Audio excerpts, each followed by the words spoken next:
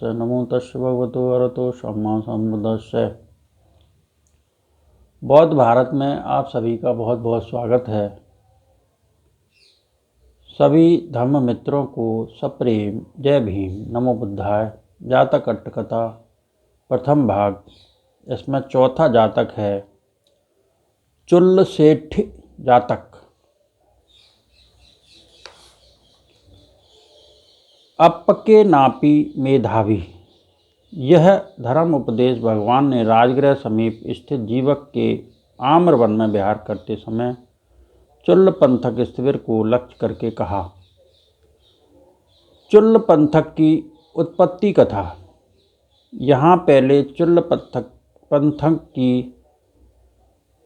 जन्म कथा कहनी चाहिए। राजगृह में एक धन सेठ की लड़की अपने नौकर से संसर्ग कर अन्यों द्वारा भी अपने कर्म के ज्ञान से भयभीत नौकर से कहा, अब हम यहाँ नहीं रह सकते। यदि मेरे माता पिता इस दोष को जान लेंगे तो मेरे टुकड़े टुकड़े कर देंगे, विदेश जाकर बसेंगे, मूल्यवान सारवान वस्तुएं ले प्रधान द्वार से निकलकर किसी अपरिचित स्थान में रहेंगे। सोच दोनों चल दिए। उनकी एक ही स्थान पर साथ साथ रहने से सहवास के कारण लड़की को गर्भ हो गया। गर्भ के परिपक्व होने पर उस लड़की ने स्वामी से सलाह की, गर्भ परिपक्व हो गया है, जाति संबंधी जनों से हीन स्थान पर प्रसव होने से हम दोनों को बहुत कष्ट हुआ, चलो पिता के घर चलें। वह आज चलें कल चलें करते करते दिन बिताने लगा। लड़की सोचने लगी, यह मूर्ख अपने गंभीर अपराध के कारण जाने का साहस नहीं करता। माता पिता सब प्रकार से हितैषी होते हैं, चाहे यह जाए या न जाए, मुझे जाना चाहिए। फिर उसके पति के घर से बाहर गए रहते समय घर का परिष्कार, आवश्यक वस्तुओं को व्यवस्थित कर वह अपने पिता के घर जाने की बात पड़ोसियों को कह रास्ते पर चल पड़ी। घर लौटकर स्त्री को न देख पड़ोसियों से पूछने पर पिता के घर जाने की बात सुन दौड़ते हुए अनुगमन कर उसे मार्ग में पाया, पकड़ा। उसको उसी स्थान पर प्रसव हो चुका था। भद्रे क्या हुआ? उसने पूछा। स्वामी, एक पुत्र हुआ है, अब क्या करना चाहिए? जिस उद्देश्य से हम पिता के घर जा रहे थे वह काम मार्ग में ही उत्पन्न हो गया, वहाँ जाकर क्या करेंगे? चलो लौटें। दोनों एकमत हो वापस लौटे। उसका नाम पंथ मार्ग में उत्पन्न होने के कारण पंथक रखा। शीघ्र ही उसे दूसरा गर्भ हो गया। पहले की भांति यहाँ भी सारी कथा समझनी चाहिए। उसके भी पंथ मार्ग में वहीं उत्पन्न होने के कारण पहले बालक का नाम महापंथक और दूसरे का चुल्ल पंथक कर दिया। दोनों बालकों को लेकर वह अपने निवास स्थान पर लौट आए। वर्तमान कथा। उनके वहाँ निवास करते समय पंथक बालकों ने अन्य बच्चों को चाचा नाना नानी कहते सुनकर माता से पूछा। दूसरे बच्चे चाचा नाना नानी कहते हैं, माँ क्या हमारे जात संबंधी नहीं हैं? हाँ तात, यहाँ तुम्हारे जात संबंधी नहीं, लेकिन राजगृह में धन सेठ नामक तुम्हारे नाना हैं, वहाँ तुम्हारे बहुत से संबंधी हैं। अम्मा, वहाँ हम क्यों नहीं जाते हैं? उसने पुत्रों को अपने न जाने के कारण पुत्रों के बार बार कहने पर स्वामी से कहा, यह बच्चे बहुत दुखी हो रहे हैं, क्या माता पिता हमें देखकर हमारा मांस थोड़ी खा लेंगे? आओ इन बच्चों को पिता में नाना का घर दिखा दें। मैं सामने न जा खड़ा हो सकूँगा, हाँ तो मैं वहाँ ले जाऊँगा। आर्य, अच्छा, जिस भी प्रकार बच्चों को पितृकुल दिखलाना है। दोनों जन बच्चों को लेकर क्रम से राजगृह जा नगर द्वार पर एक शाला भवन में ठहरे। बच्चों की माँ अपने 2 बच्चों को लेकर आई है। माता पिता को संदेश भेजा। उन्होंने वह संदेश सुनकर कहला भेजा, संसार में जन्म मरण के चक्कर में घूमते हुए ऐसा कोई नहीं जो कभी हमारा पुत्र या पुत्री बना हो। हमें कोई पुत्र या पुत्री नहीं है। उन दोनों ने हमारा बड़ा अपराध किया है, वह हमारी आंखों के सामने खड़े नहीं हो सकते। इतना धन लेकर वह दोनों किसी सुख स्थान में जाकर रहें, लेकिन बच्चों को यहाँ छोड़ जाएं। सेठ की कन्या ने माता पिता द्वारा भेजे धन को लिया और बच्चों को आगत दूतों के साथ भेज दिया। बच्चे अपने नाना कुल में पलने लगे।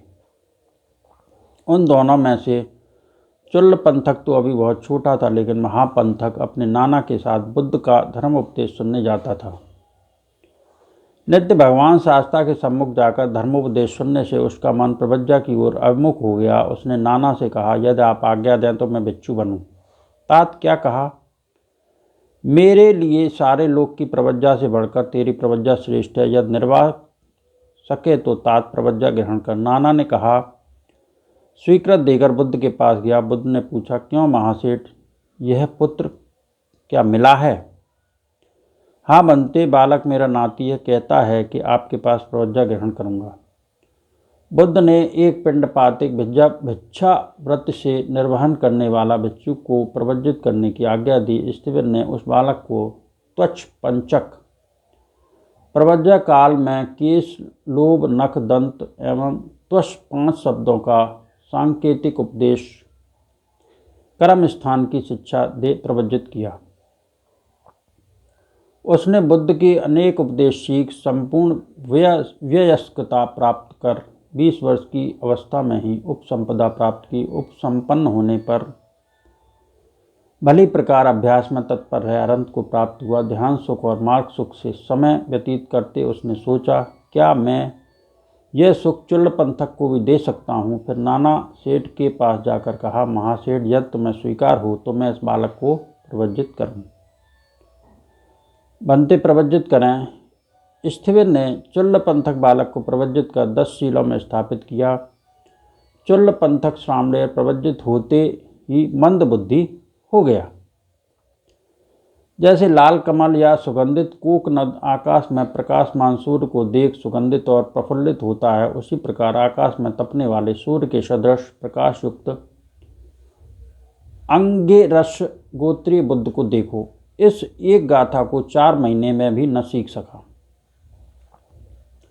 यह भिक्षु पूर्व में काश्यप सम्यक संबुद्ध के समय प्रवज्जित होकर बुद्धिमान होने के अभिमान में एक मंद बुद्धि भिक्षु के बुद्ध वचन सीखते समय उसका प्रयास किया।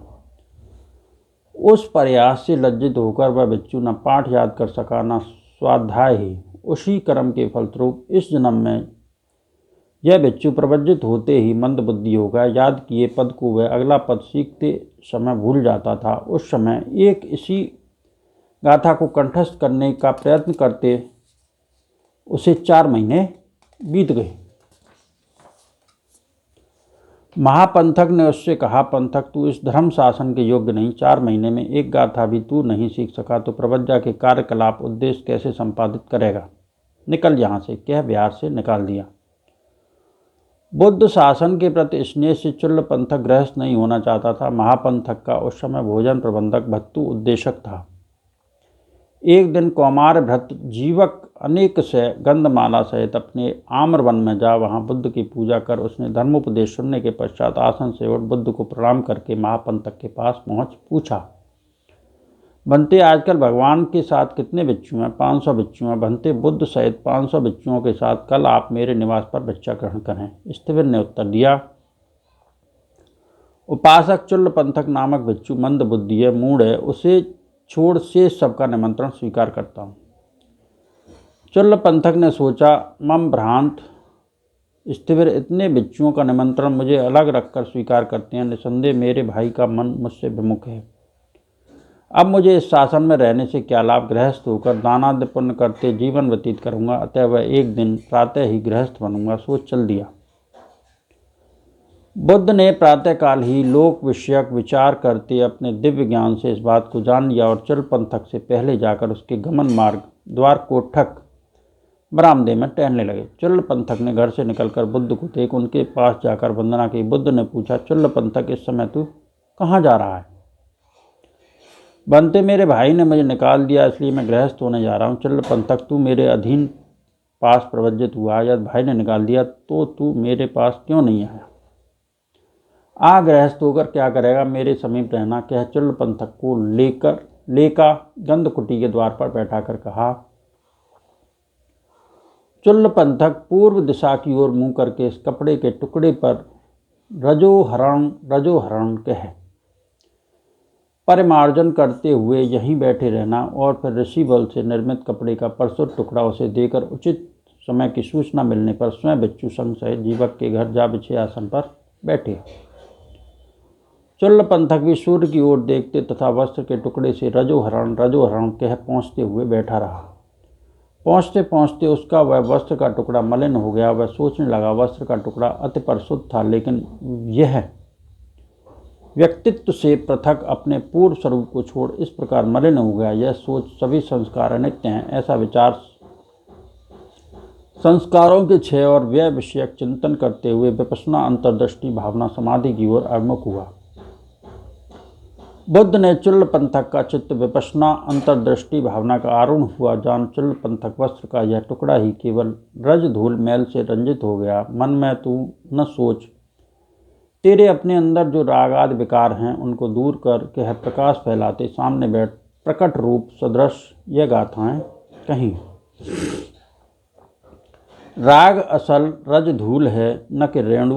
रज राग का पर्यायवाची शब्द है। बिच्छू इस रज से मुक्त होकर रज रहित शासन में विचरती हैं।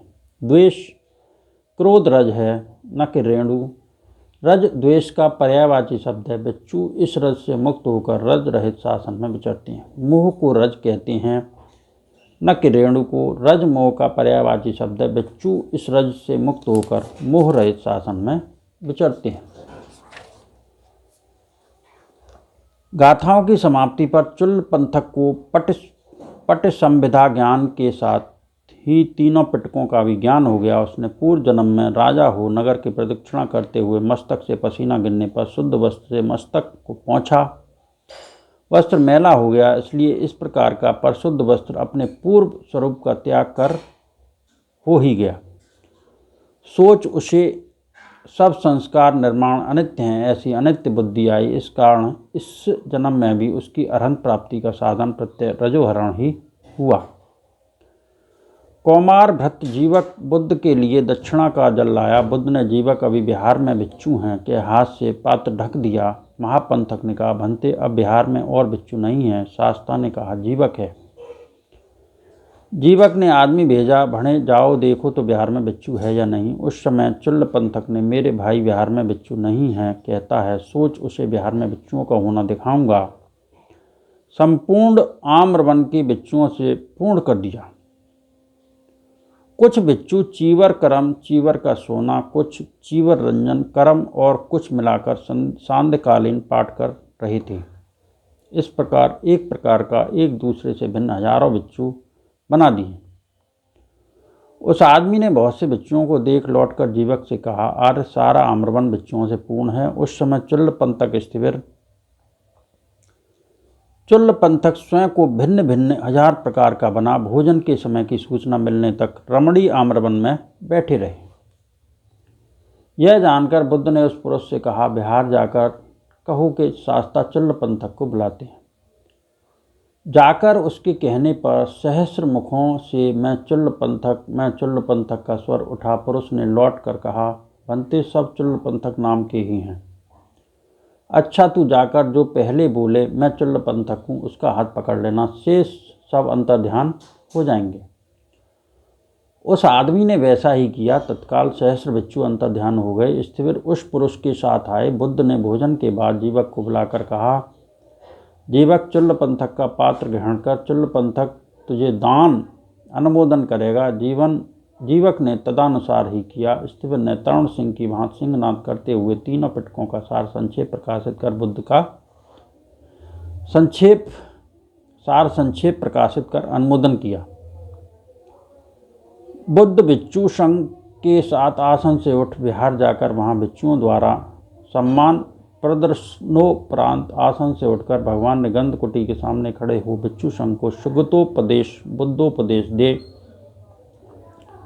कर्म स्थान योग विधियां बता बिच्छू संघ को उत्साहित करके सुगंधित गंध कुटी में प्रविष्ट हो दाहिनी करवट लेट सिंह सैया से शयन किया। सायंकाल धर्मसभा में इधर उधर से बिच्छू एकत्र हुए। बैठकर लाल कंबल निर्मित पट सा फैलाते उन्होंने बुद्धत्व के गुणों का वर्णन प्रारंभ किया। आयुष्मानो महापंथक ने चुल्ल पंथक की प्रवृत्ति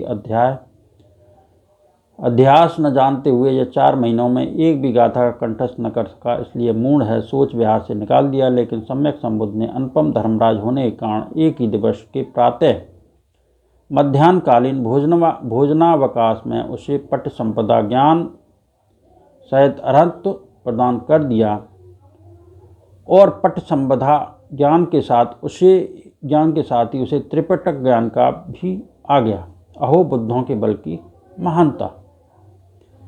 तब भगवान ने धर्म सभा में इस प्रकार का वार्तालाप हो रहा है, जान मुझे भी आज वहाँ से जाना चाहिए। सोच।